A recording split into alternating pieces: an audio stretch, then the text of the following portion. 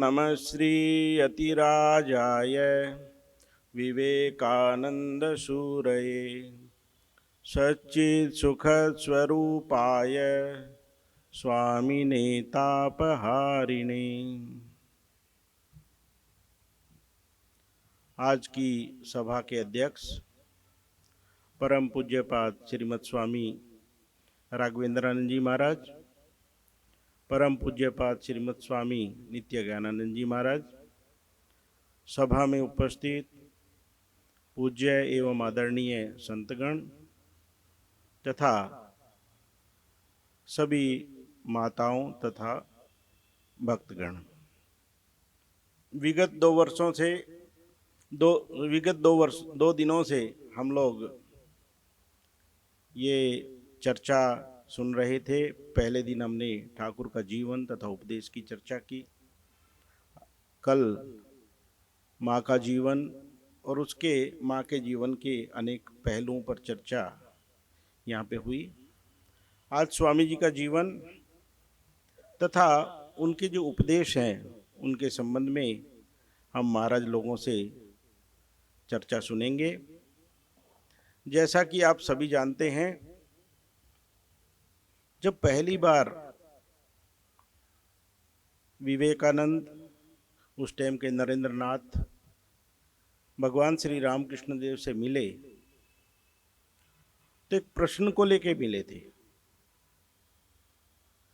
क्योंकि इससे पहले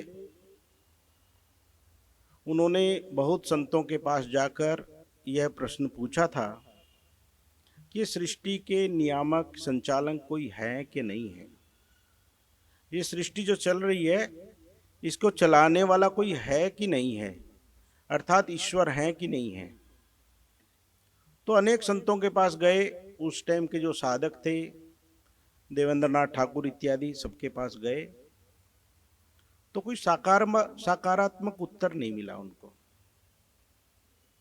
लोगों ने ये तो कहा कि ईश्वर हैं, लेकिन ऐसा कोई व्यक्ति नहीं मिला जिन्होंने कहा हो कि मैंने उनका साक्षात्कार किया है। तो विवेकानंद के मन में एक शंका हुई कि लोग कह तो रहे हैं ईश्वर हैं, लेकिन यदि साक्षात्कार किसी ने नहीं किया तो मैं कैसे विश्वास करूं।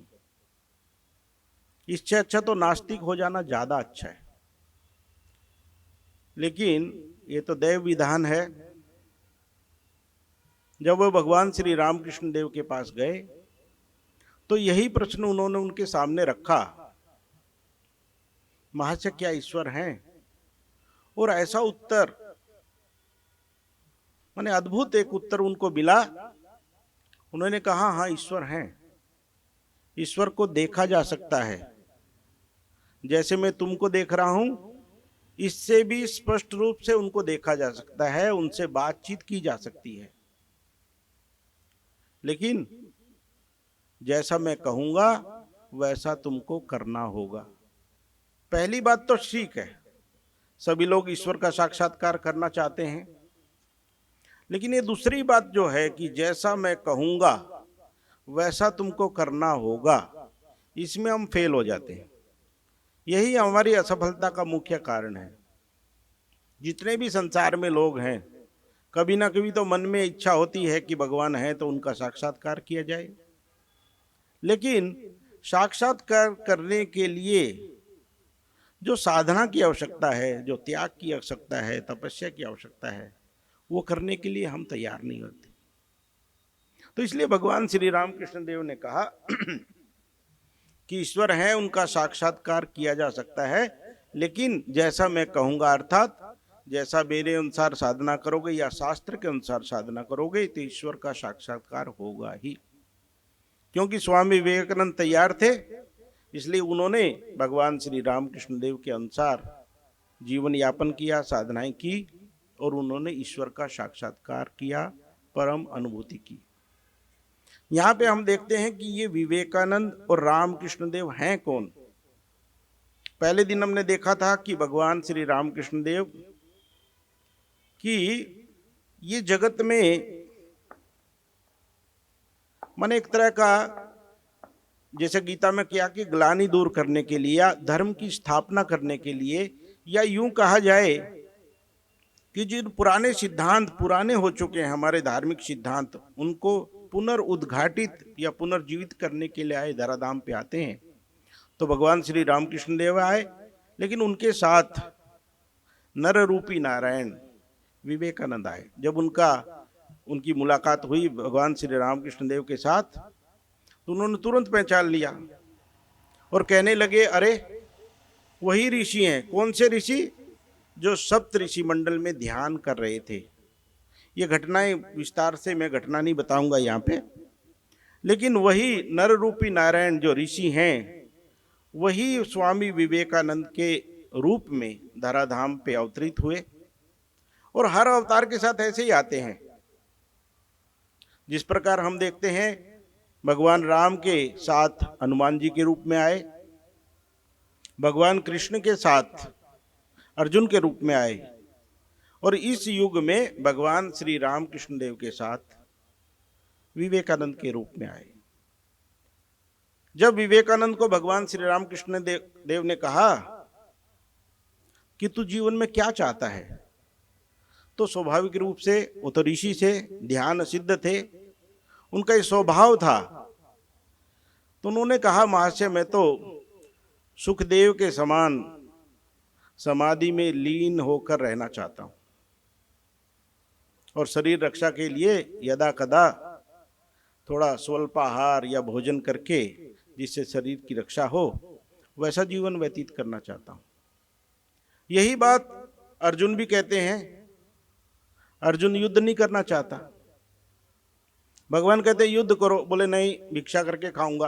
अरे तुम तो भगवान के सहचर हो। भगवान की लीला, भगवान के उपदेश, भगवान के संदेश दुनिया में देने हैं। लेकिन ये जो लोग हैं जो भगवान के साथ आते हैं, वो अपने को कभी कभी भूल जाते हैं, और भूलने के कारण है, यदि ये भी अपना सच्चा स्वरूप याद रखें तो ये काम ही नहीं कर पाएंगे। मान लो विवेकानंद ध्यान में डूबे रहे तो काम कौन करेगा?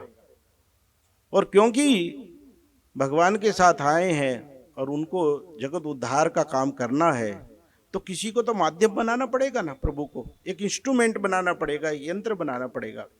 उस इस अवतार में भगवान श्री रामकृष्ण देव ने कहा कि नरेन तेरी कितनी तुच्छ बुद्धि है, कितनी ओछी बुद्धि है तुम्हारी। मैं तो सोच रहा था तुम बड़े वट वृक्ष के समान बनोगे और तुम्हारी छाया के नीचे बैठकर लोग आराम पाएंगे, आनंद पाएंगे, और मैं देख रहा हूं तू अपने बारे में सोच रहा है। और एक और बात कही भगवान ने, तू तो क्या तेरी हड्डियां भी काम करेंगी। कहने का अर्थ हुआ कि हम सारे भगवान द्वारा ही संचालित होते हैं। जब भगवान श्री रामकृष्ण देव बहुत बीमार थे, तब उन्होंने कोले से लिख दिया था कि नरेंद्र शिक्षा देगा। तो नरेंद्र को रखता, मैं छोटा सा बालक, मैं क्या संसार को शिक्षा दूंगा। लेकिन भगवान ने कहा नहीं, नरेंद्र संसार को शिक्षा देगा। और यही शिक्षा जो है, एक जैसा कि श्याम जी ने कहा, एक श्री रामकृष्ण देव के जो उपदेश है, उन्हीं का एक भाष्य है, उन्हीं संदेशों को एक आधुनिक भाषा, आधुनिक पद्धति से विश्व के सम्मुख उन्होंने प्रस्तुत किया। ये हम दिखाई देता है हमको। आज हम उनके जीवन की अपेक्षा उनके उपदेशों की चर्चा थोड़ी ज्यादा करेंगे, क्योंकि जीवनी हम सभी लोग जानते हैं, कहाँ पैदा हुए, कैसे भगवान से मिले, ये सारी चीजें हमको कम और बेश मालूम है। लेकिन उनके उपदेश है, पहला उपदेश स्वामी विवेकानंद कहते हैं कि जिन लोगों के साथ हम रहते हैं वैसे ही बन जाते हैं। यदि जीवन में कोई परिवर्तन लाना है तो पहला काम हमको करना पड़ेगा कि हम संगति में हम परिवर्तन करें। अपना जीवन यदि हम बदलना चाहते हैं तो हमको ऐसे लोगों के साथ रहना पड़ेगा जो हम बनना चाहते हैं। मान लो हम डॉक्टर बनना चाहते हैं और इंजीनियर लोगों के साथ घूम रहे हैं, क्या डॉक्टर बन सकते हैं? बिल्कुल नहीं बन सकते। तो ऐसे लोगों के लिए स्वामी जी ने एक उदाहरण दिया। वो उदाहरण देता है कि जंगल में एक बार बहुत सी भेड़ चर रही थी और वहां पे एक बहुत ही बलशाली सिंह आ गया, और सिंहनी आ गई। और जब उसने भेड़ को मारने के लिए भेड़ के ऊपर अटैक किया, आक्रमण किया, क्योंकि सिंहनी जो है गर्भवती थी, तो वहां पे एक बच्चे का जन्म हो गया। वो छलांग लगा के सिंहनी तो चली गई। सिंहनी जाने के बाद क्या हुआ कि ये जो बच्चा है, ये बच्चा वहीं रह गया भेड़ों के पास, और सिंहनी जंगल में चली गई। अब ये जो बच्चा छोटा भेड़ों के साथ रहने लगा, उन्हीं के साथ बड़ा होने लगा। वो धीरे धीरे देख रहे हैं कि ये जो बच्चा है मैं करने लगा। जैसे भेड़ बोलती हैं वैसा ये भी बोलता है। भेड़ घास खाती है, बच्चा भी घास खाता है। और भेड़ जैसे चलती हैं, ये सिंह का बच्चा भी वैसे चलता है। लेकिन देखते हैं कि ये तो बात ठीक है, खाना पीना रहना, भेड़ों की संगति में रहकर भेड़ों जैसा ही हो गया इसका। लेकिन क्योंकि शरीर क्या है, शरीर तो शेर का है, शरीर वैसे ही शेर जैसा होता चला गया। क्यों? ये परिणाम क्या हुआ? संगति का परिणाम हुआ। जिन लोगों के संग में रहा वैसा ही हो गया। तो एक दिन देखा वहां पे एक बड़ा शेर आ गया। बड़े शेर ने देखा, अरे ये भेड़ तो हमारे भोजन है, ये भेड़ों के बीच में ये शेर क्या कर रहा है, सिंह क्या कर रहा है। तो उसने अपना ये तो बदल दिया कि भेड़ तो मैं बाद में अटैक करूंगा, भेड़ों के ऊपर तो बाद में आक्रमण करूंगा, लेकिन पहले इस सिंह को देखता हूं ये क्या कर रहे हैं यहाँ पे। तो उसने सिंह को पकड़ने की कोशिश की, और जैसे ही वो पकड़ने जाता है, वो मैं करके भेड़ों के साथ भागता है। क्यों डर रहा है? क्योंकि भेड़ डरती है सिंह से कि शेर खा लेगा। उसका अपने स्वरूप का ज्ञान नहीं है। और ये जो शेर है, बड़ा शेर जो अटैक करने आया है, आक्रमण करने आया है, ये क्या है? सदगुरु है। ये सदगुरु जब शिक्षा देना चाहते हैं, हम कहते हैं नहीं, हम तो मरने वाले, जीने वाले, जन्मने वाले आदमी हैं, प्राणी हैं। क्या आप बता रहे हैं कि आप दिव्य हैं? स्वामी जी ने कहा ना कि मनुष्य का दिव्य स्वरूप है, शास्त्रों ने भी यही बात कही। लेकिन हम इसको मानते नहीं, बोले नहीं ये महाराज के लिए होगा, गुरु जी के लिए होगा, हम तो ऐसे ही मरने जीने वाले प्राणी हैं, कहाँ दिव्य हैं। तो ये शेर भी ऐसे कर रहे हैं। शेर को जैसे वो पकड़ता है, वो रो रो के मैं करके भेड़ों के साथ भागता है। लेकिन ये क्योंकि सदगुरु हैं, इन्होंने निर्णय ले लिया, इनको तो सुधार के छोड़ूंगा। उन्होंने उसको पकड़ के ले गया घसीट के। बोले कहाँ ले जा रहे हो? बोले तुमको तुम्हारा सच्चा स्वरूप है उसको बताना चाहता हूँ, उसकी अनुभूति कराना चाहता हूँ। वो ले जाता है। ले जाने के बाद तालाब के पास ले गया, और वहां उसने कहा कि देखो एक काम करो, तुम पहले मेरे को देखो। उसको देखा, फिर परछाई जल में अपनी परछाई देखो, तो मिल रहा है दोनों, तुम और मैं समान है? बोले हाँ। बोले ठीक है, अभी मांस का टुकड़ा खा के देखो। मांस का टुकड़ा खाया, बहुत ही टेस्टी, बहुत ही स्वादिष्ट। तो इसको लगा क्या पागलपन था, इतने दिन तक मैं घास खा रहा हूं। तो उस दिन से, क्योंकि सदगुरु ने की संगति उसको मिली, अभी तक क्या भेड़ लोगों की संगति थी, जैसी संगति थी वैसा बन गया। अब क्या है, सदगुरु मिल गए जीवन में, और सदगुरु ने मिल के क्या किया, उसके सच्चे स्वरूप का ज्ञान कराया। इसी प्रकार हमारे शास्त्र कहते हैं कि तुम मरने जन्मने वाले नहीं हो, परमात्मा के स्वरूप हो, तुम्हारा जन्म नहीं है। आत्मा न कभी मरती है, न आत्मा का जन्म होता है, न जीवन में कोई कष्ट है, न ताप है। ये सारी चीजें किसको हैं? शरीर को हैं। लेकिन हम नहीं मानते इस बात को। तो उपाय क्या है? उपाय स्वामी जी कहते हैं, बहुत सुंदर बात उन्होंने कही है। यदि स्वामी जी के उपदेशों को हम ठीक से देखेंगे तो ऐसा लगेगा कि चीजें आसान है, बहुत मुश्किल नहीं है, लेकिन सतत अभ्यास की आवश्यकता है। एक स्वामी जी का लेक्चर है, लेक्चर का टाइटल है गॉड इन एवरीथिंग, सर्वत्र ब्रह्म दर्शन। उसमें इस बात का उल्लेख करते हैं स्वामी जी। पहला उपाय क्या बताया स्वामी जी ने? संगति, जैसा संग करेंगे वैसा बन जाएंगे। और दूसरा उपाय बताया उन्होंने, त्याग। त्याग की बात सोच के हम लोग डर जाते हैं, लेकिन बिना त्याग के कुछ होने वाला नहीं है, क्योंकि शास्त्रों में कहा गया त्यागे न एकेन अमृतत्व मानसु, त्याग से ही हमको अमृतत्व मिलता है। गीता में भी ये बात आई है। इसलिए जब त्याग की बात सुनते हैं तो मन में घबराहट होने लगती है कि सब छोड़ छाड़ के जाना पड़ेगा, ये तो बहुत समस्या आ जाएगी। छोड़ने की आवश्यकता नहीं है।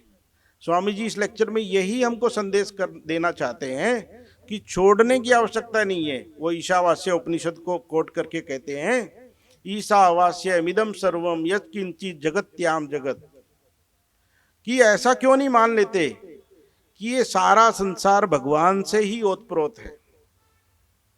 तो वहां पे स्वामी जी ने कहा कि आप ऐसा करो, पति का त्याग करो, पत्नी का त्याग करो, बच्चों का त्याग करो।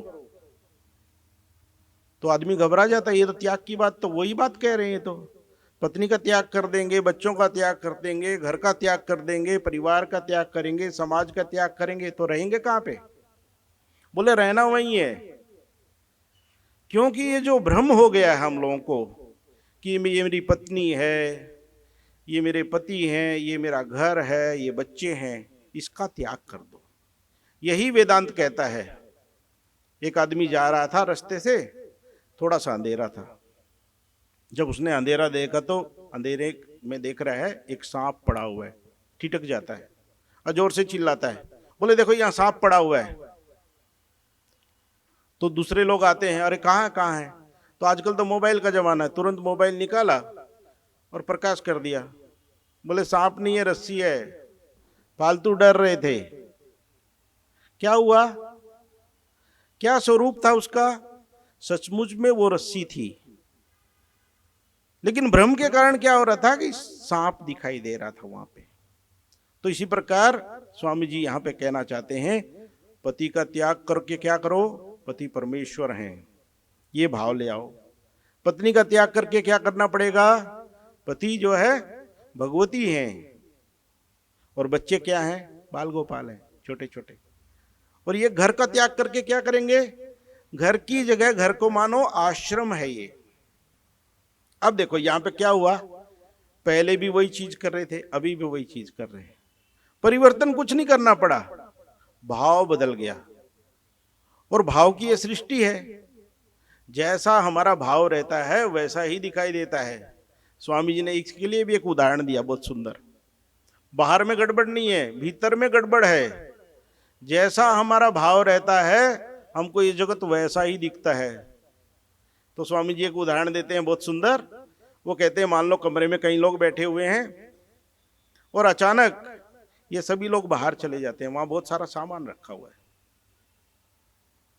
छोटा बच्चा भी है वहां पे, और ये सारे लोग कहते हैं बेटा तुम यहां बैठे रहना, मैं थोड़ा बाहर जाके आता हूं। और ये सभी लोग ऐसा बच्चे को बता के बाहर चले जाते हैं। इतने में एक चोर जो है घात लगा के बैठा हुआ है। चोर अंदर प्रवेश करता है और सामान उठाने लगता है एक एक। कुछ सामान उसने उठाया और इस बीच में बच्चा क्या कहता है, अंकल ये भी ले जाओ, ये भी ले जाओ, ये भी ले जाओ। सारा सामान उठा देता है। और ये चोर क्या करता है, सारा सामान उठा के ले जाता है।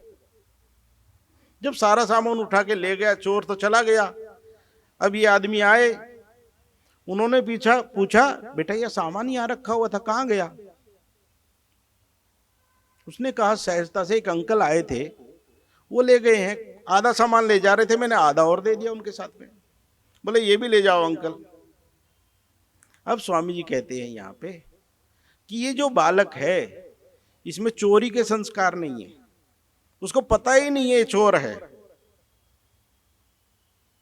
क्योंकि उसको ये अंदाज ही नहीं है कि ये आदमी जो है पराया है और ये सामान जो उठा के ले जा रहे हैं चोरी कर रहा है। हमारे अंदर संस्कार है, हमको तो भला आदमी भी चोर लगता है। तो यहाँ पे स्वामी जी कहते हैं कि जैसे जैसे हमारे अंदर संस्कार रहते हैं, जिस तरह के रहते हैं, उसको ये जगत ऐसा ही दिखता है और ऐसा दिखाई देता है। पोहारी बाबा की घटना आप देखेंगे, पोहारी बाबा तपस्या कर रहे हैं गाजीपुर में, एक चोर आ गया। चोर आ गया, क्या कर रहे, एक तसला उठा के ले जा रहे, तसला उठा के भाग रहा था। बाबा जी दूसरा तसला उठा के भाग रहे हैं उसके पीछे। बोले प्रभु आप आए और मेरे पास तो 2 तसला है, आप एक क्यों ले जा रहे हैं, आप दोनों लेके जाओ ना। कहानी जो है, घटना ऐसी लगती है, हंसी की लगती है, लेकिन क्योंकि बाबा जी का भाव वैसा है, क्योंकि वो चोर देख नहीं पा रहे, चोरी का संस्कार है ही नहीं उसमें, वो तो सब में अपने प्रभु को देख रहे हैं। जब उनको सांप ने काट लिया तो कहते हैं भगवान का एक दूत आया था, कुत्ता रोटी लेके जा रहा है, बाबा जी क्या कर रहे हैं, घी की कटोरी लेके पीछे दौड़ रहे हैं। बोले प्रभु बिना घी के कैसे खाएंगे आप, घी लगा के रोटी खाओ।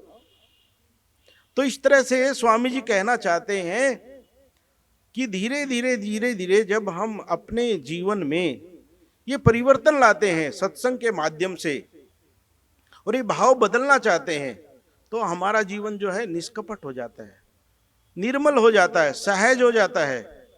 झंझट तो जीवन में रहेंगे, लेकिन झंझटों को झेलने की सामर्थ्य आ जाती है। तो ऐसे ही भगवान ने, स्वामी जी ने कहा कि आप ऐसा करो, परिवर्तन करो, पत्नी को भगवती मानो, बच्चों को देवी देवता मान लो, घर को आश्रम मानो। अब व्यवहार कैसा होगा, व्यवहार होगा कि घर में जो भी भोजन बनेगा वो भगवान के लिए बनेगा। हम क्या पाएंगे, प्रसाद, जो सामान आएगा भगवान को अर्पित करके प्रसाद के रूप में हम ग्रहण करेंगे।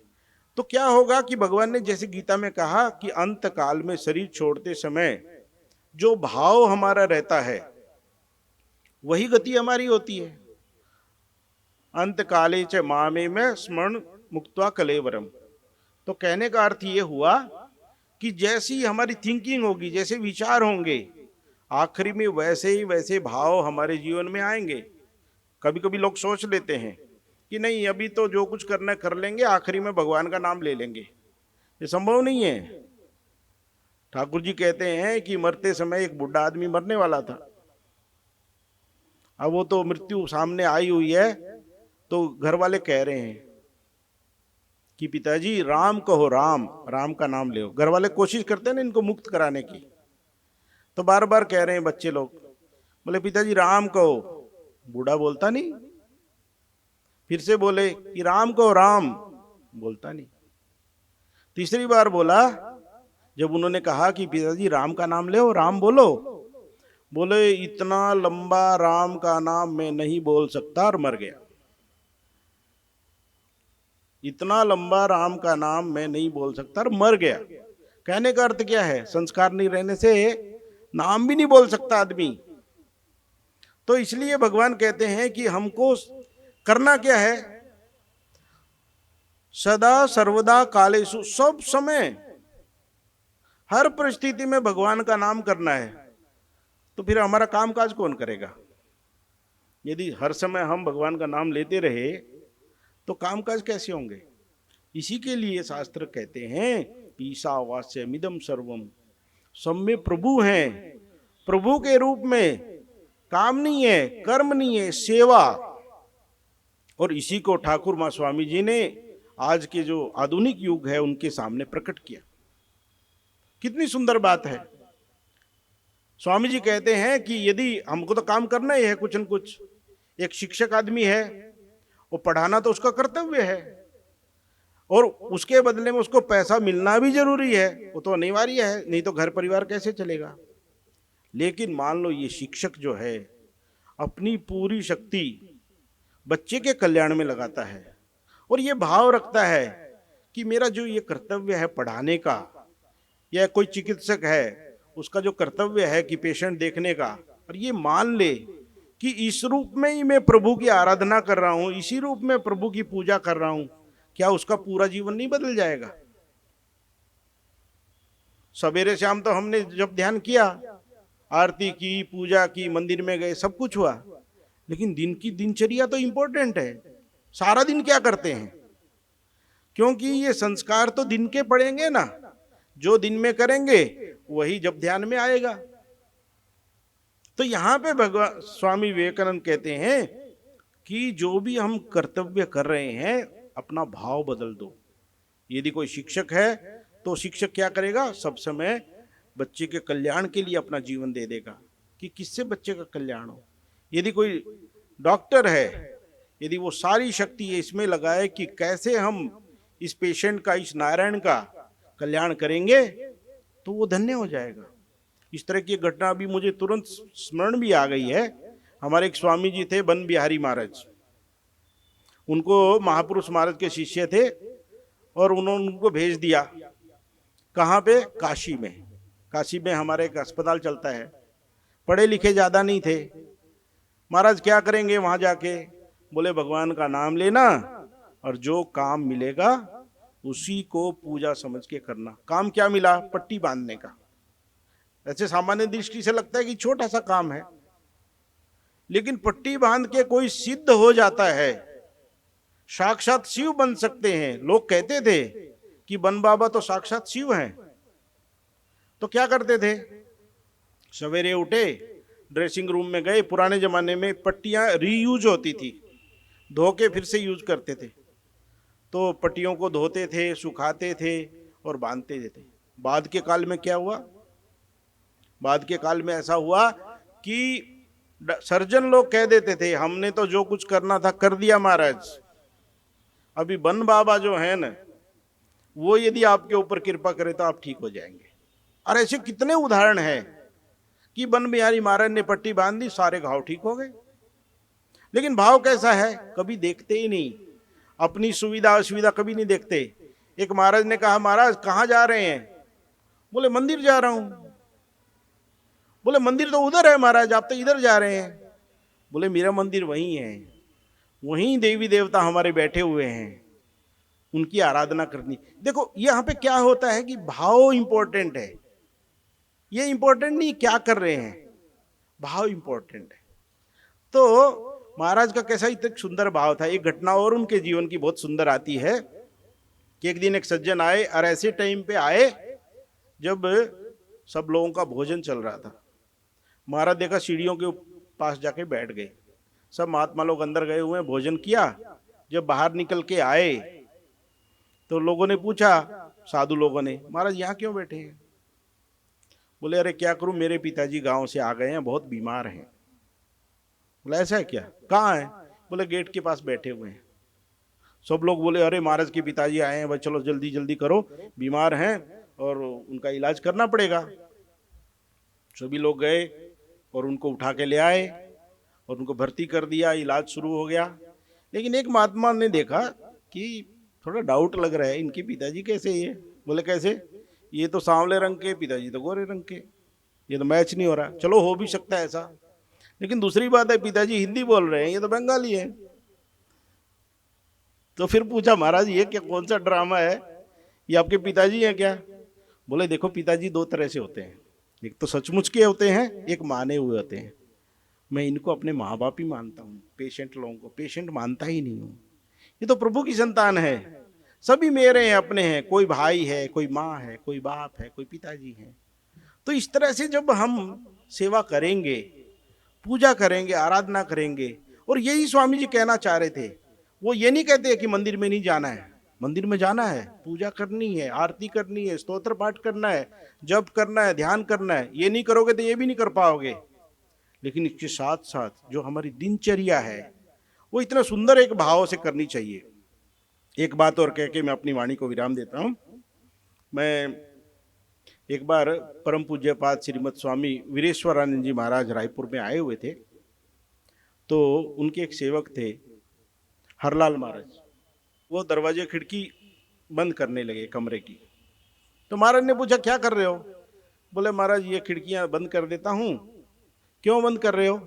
क्योंकि अभी आप जो है जब ध्यान करेंगे और जब वो मुझे प्रणाम करते हैं उनसे पहले ही मैं, क्योंकि इनके अंदर भगवान है, मन ही मन इनको प्रणाम कर लेता हूं।